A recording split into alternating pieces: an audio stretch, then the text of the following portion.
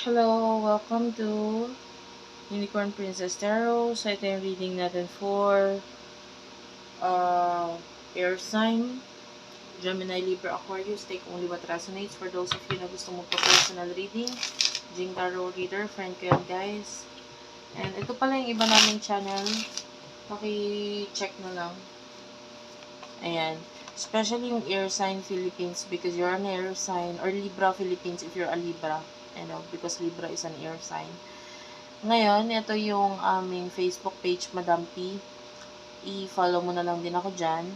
Pag di mo ma-search, i-search mo na lang Unicorn Princess Tarot. And then TikTok shop namin, TikTok, Unipri, Unicorn Princess Tarot.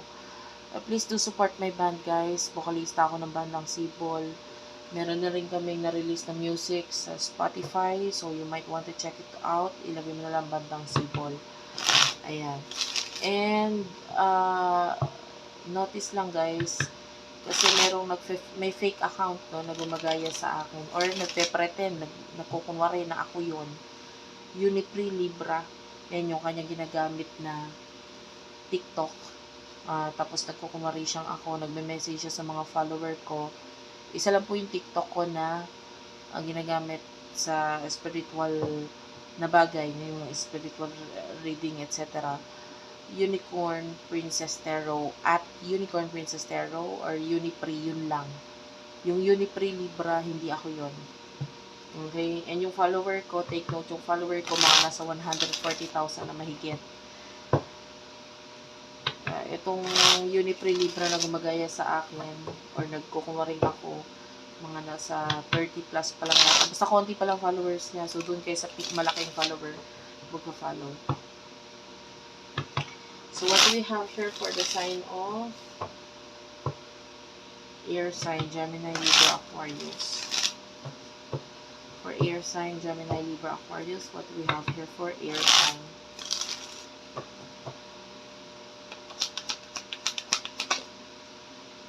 You do have here commitment, retaliation. Okay, so for what I can see here,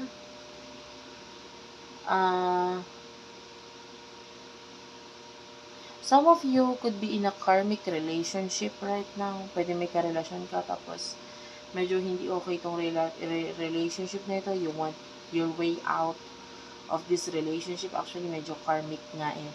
Yung nararamdaman natin. And, kumbaga karma ng buhay mo itong taong to, nakarelasyon mo, kakonect mo. Some of you hindi pa nakakaalis sa relationship na yan. Yung iba gusto pa lang umalis, ganyan. But yung iba, pwede na manage na nila makaalis sa relationship na yan. And it's very karmic. Sino the person na connect mo for the sign of Libra, Samurai, si Venus, Jupiter, ay Libra, for air sign pala, Gemini, Libra, Aquarius. For air sign, Gemini, Libra, Aquarius. For air sign, Verge is here, plug and denial. Bottom of the deck is today. This is the present moment. This person is not revealing or hindi niya sinasabi yung totoo sa'yo. Like, I feel like there's a lot of reason kung bakit hindi niya ginagawang sabihin ng totoo sa'yo. You could be connected dito sa person na to. Pwede nga, yung iba may relationship. But, I feel like, meron pa akong other person na nakikita who wanted to, have a connection with you. Kaya lang, siya, pwedeng hindi rin niya inaamin yung emotions niya para sa'yo. So, may admirer tayo nakikita. Pero yung isa, nakikita natin, there's galit, there's something here na parang hindi okay or healthy sa relationship or sa connection ninyo. Anong emotion niyo sa isa't isa for the sign of air sign? Emotion niyo sa isa't isa for the sign of air sign, please. Spirit guides, angel guides.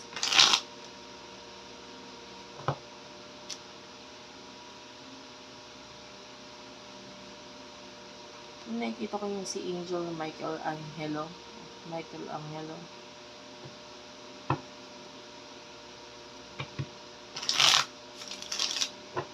Emotion mo sa isa't isa. Anxiety and happiness is here. Synchronicities.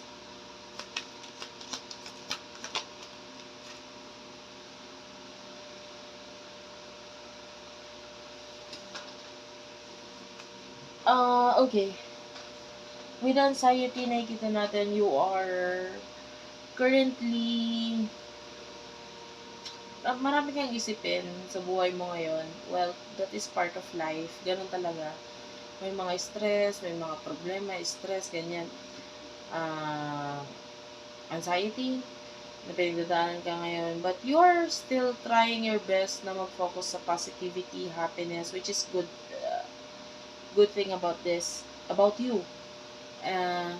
Nandun yung problema, stress sa buhay mo, hindi mawala. At hindi pa nawawala sa ngayon. Pero yun nga, tinatry mo yung best mo na maging masaya na lang muna sa kung ano yung meron ka ngayon. At kung ano yung mga dadating pa. So, very positive sa side mo. Person na nakakonect mo, this person loves you. Actually, this person loves the past. Anong past? Yung past na ikaw. Kasi pwedeng maraming changes na nangyari sa'yo ngayon eh. So, noon, kung ano kang noon, yun yung mahal niya, yun yung minahal niya, yun yung gusto niyang mabalik. Ngayon, parang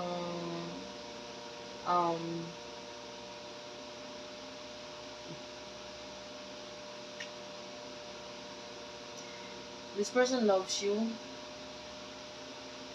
pero I feel like tanggap naman niya kung ano yung mga pagbabago mo ngayon. It's just that mas mahal niya or mas gusto niya sana yung dating ikaw.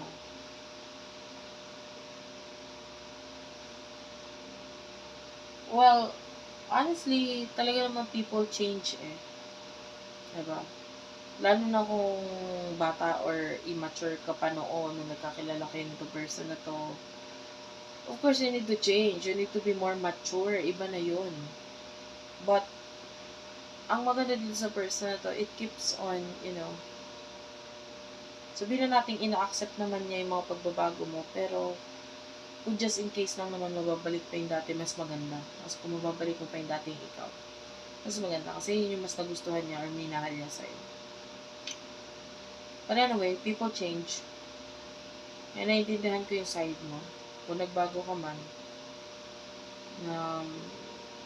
lalo na nga kung bata ka pa noon, so valid naman yun. Okay lang yun. Diba?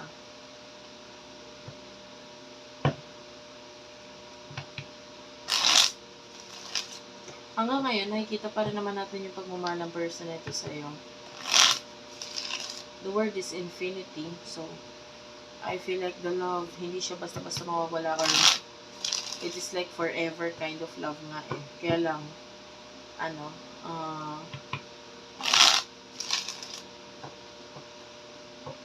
mas okay lang sana kung yung dating ikaw ay hanggang ngayon, yun ka pa rin ngayon. Para sa kanya.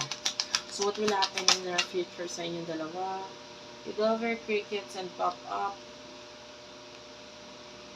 Yung iba sa inyo na may another person na nakakonect. Wala tayong nakuha dun sa person na yon na connection or what. Wala akong nakitang message.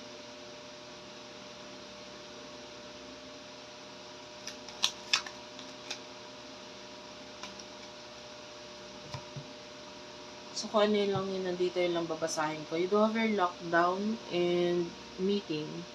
So, in the near future, be careful with your words. That's what I can say here. Kasi may mga magugulat ka na lang na sinabi mo to, binanggit mo to, ganto ganyan. And ito makakapagpalungkot, makakapagpasakit dito sa person na to. Ayaw niya na ganito. Gusto niya ng maayos na pakikipag-usap. Then part of you is that medyo masakit ka kasi magsalita. And of course, itong person na to is nagkakaroon siya ng mental breakdown or if you have your own problems, kung may problema ka, huwag may isisi sa iba. or sa taong to, yung problema pinagdadaanan mo ngayon. Sabihin na natin naging parte siya nun, pero yung solusyon nasa sayo. Huwag mong hanapin na itong taong ito yung makakasolusyon sa mga problema mo. Kung may pinagdadaanan kang problema, hindi siya yung rason kung bakit nandyan ka sa problema mong iyan ngayon. Sabihin na natin hindi ka nag-iingat, or masyado kang ganito, ganyan. Hindi niya kasalanan kung ba't naiipit ka sa isang problema. Wala siyang, o sabihin na natin kung may fault man siya doon, hindi 100% kasalanan niya. Mas majority ng percentage nito, yung problema mo na yan, kasalanan mo yan, hindi niya yung kasalanan. So, huwag mo siya sisihin. And yung kasagutan para masolusyonan mo yan, wala rin sa kanya. Nasa sayo din. So, yeah. Be careful with your words. Yun lang masasabi ko. Pagplanuhan, lalo na in the near future, kung ano magandang gawin. And there's something here na ikakagulat mo biglang dadating or bibisita sa'yo in the near future. Surprise visitor. So, ayun. Thank you for watching, guys. I love you all and bye-bye.